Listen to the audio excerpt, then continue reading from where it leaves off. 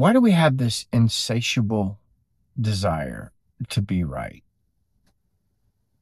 It's amazing. Why do we feel this need to confront anyone who doesn't believe what we believe? It's crazy. It's like our ego is so fragile, and we are so heavily invested in our belief systems because we think that that's what we are. We think that that's who we are. And when we run across anyone that doesn't believe in it, we feel this like need to defend ourselves. It's amazing. It's amazing. I always think of the Hopi Indians when they talk about this time that we're in now and how important it is to not take yourself seriously and to let go of these beliefs that we are clinging to, because when we hold on to them, almost like we have to defend them, we are going to get beat up. I mean, with the energy on the planet increasing, we are going to be miserable. And it's definitely increased with social media. Like, everybody feels this need to leave comments the second they come across information that doesn't fit into their little box of beliefs.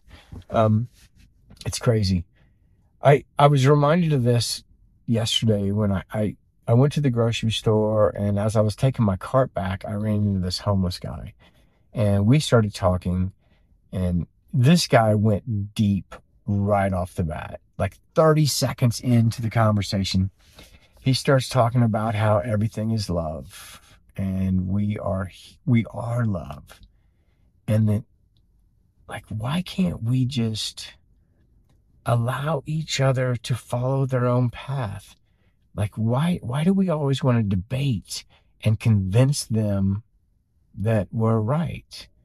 And there was this moment where we were both looking out at everybody just going about their business. And he was like, I think we're addicted to confrontation. And I really felt like that was a really perfect way to describe it, because it's this inner compulsion. The second we encounter someone with a different belief, it's like we're being threatened. Dude, you're not being threatened. We're not being threatened. They just have a different belief. And anyway, I had this really long, beautiful conversation with this homeless guy who was super wise. I've had some conversations with homeless people throughout my life, and they were probably some of the wisest people that I've ever met. Maybe it's because they've detached from this game we're playing down here, and they have more time to contemplate life and what is important. I don't know, at least with the homeless people that I've encountered. So then I get done with the conversation, and I come back, and I see my neighbor, and he had just started a YouTube channel. And so I wanted to ask him how it's going. And he is a professional AV installer. He installs large audiovisual equipment into, bars and churches and things like that. He just did Joe Rogan's new club in Austin, Texas. And so he started a YouTube channel where he is giving advice on people that don't know anything about AV, how to install their own sound system, or how to install their own man cave, or like whatever. He's just helping people that don't know anything. Like, I don't know anything about installing AV, so it would be helpful to me. But he said even in his YouTube videos that he'll get these comments from people, these AV nerds, and they'll say, well, actually, that isn't the best hurts. The best hurts. And they get so detailed. And his point was like, dude, I'm trying to be general. I'm trying to help people that don't know anything. This isn't for people that are masters of what they do, because he knows there's more involved, but he's just trying to keep it general. And then he asked me, he's like, man, with the work that I do and my YouTube channel and the stuff I talk about, I must have confrontation all the time. And I told him I used to, in the beginning, when my videos were going viral and I was reaching, 500,000 people or 1 million people, then I was getting a lot of, negative comments and feedback that, I don't know what I'm talking about, I'm full of shit, which was interesting to, I spent my whole life never having to deal with that. And then all of a sudden I'm being like attacked for my belief systems. And that was kind of challenging.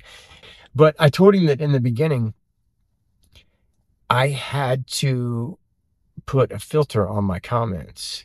I never take my comments down, but I did have to put a filter on them. And I had 2 words that you were not allowed to say. And he's like, what are you talking about? What words? And I was like, Satan and flat earth. And he's like, Satan and flat earth. That's kind of, interesting. And I was like, yeah, the mentality, the people that believe in Satan and that believe that Satan is here and is tricking us and always trying to, convince us to make bad decisions, and the people that believe that the earth is flat, it's very similar, man. There is no debating those 2 ideologies. And so I just gave up. I got sick of like trying to convince people why I believe that we live on a sphere and we live in a solar system and there's other planets and stars. And like, I was like, I don't have time for this shit. I don't want to do this. So he just thought it was interesting that those were the 2 words that I, had a filter for. So I go inside and I'm getting ready to work on a project that I'm writing. And as soon as I open my laptop, I see this comment from someone. And they're like, 28 seconds in, and I know you don't know what you're talking about. You're full of shit. Like, we can absolutely access higher dimensional frequencies, higher dimensional energy, higher dimensional information, and bring that down to this 3D world and use it. And I was thinking, like, dude, have you watched any of my videos ever? Like, that's all I talk about. In fact, that's what I do for a living. My ego was like kicking in. It's like, dude, what are you talking about? This is all I talk about.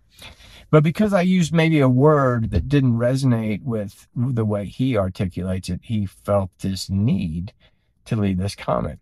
Now, what kind of bummed me out was I kind of felt a need to clarify what I was talking about in a comment, which actually ended up taking like 5 minutes to like leave this comment.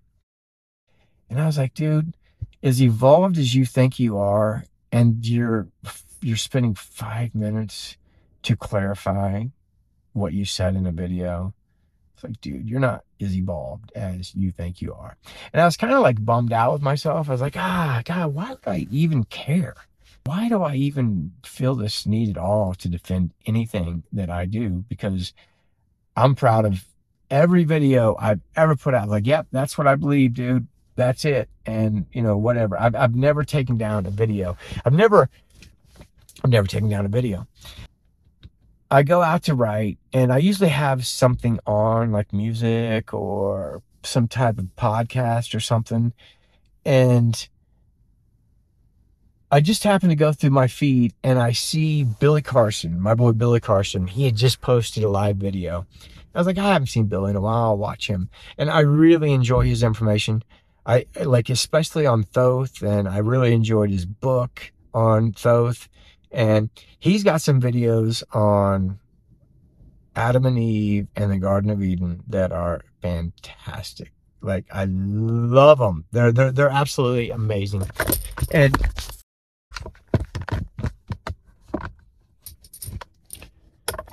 let me fix this. So anyway, I can tell that somebody has really gotten underneath his skin. And he starts talking about these people. He goes, what do they like? Think about me all day? Like leave these comments and they make videos on me trying to debunk me. You can't debunk this. And I could really tell his ego was like pumping up, because that's what happens when your belief systems get threatened. Your ego pumps up and you become not the best version of yourself. But as I'm watching him, man, I was kind of felt better about myself and me feeling this need to respond to this comment. And the farther he goes into the video, I can tell that he's really like, these people really got underneath the skin. Then I realized that the people that are underneath the skin are flat earthers. And I was like, oh my God, what is it with this mentality? Like, if you're a flat earther and you come across somebody that's not, then they're a sheep. Then they're a puppet for the programming. Like they are completely gone. And I was just kind of happy to see that it irritated him, because I couldn't understand why it irritated me too. It was like, I guess it's because I don't like when anybody calls me a sheep. That's when my ego was like, okay, dude, you want to play? Let's play. You know what I mean? Like, you like to dance? I like to dance. Let's dance. So anyway, it was just really interesting. Obviously, social media has increased this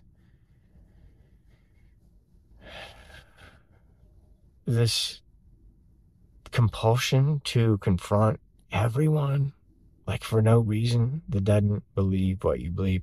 It's not going to play out well. I can just tell you that.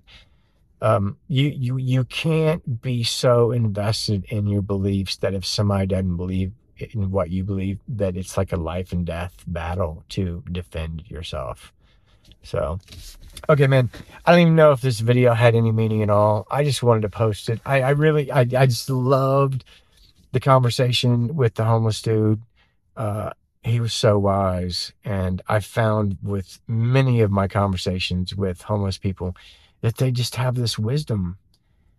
And I think it's maybe because they're kind of unplugged and they have more time to contemplate life and what is important, whereas most people were too wrapped up in this game we're playing of paying bills and making money and, who's keeping up with the Joneses and who's got the most. And so anyway, I really learned a lot from that homeless guy yesterday. So, okay, love you guys. Peace. Surfing on a wave of good feelings. Well, it's just another Friday in paradise. So bring your A game, 'cause you know this party won't stop. We could never run out of time, sipping strawberry lime. You know I wanna share it with you.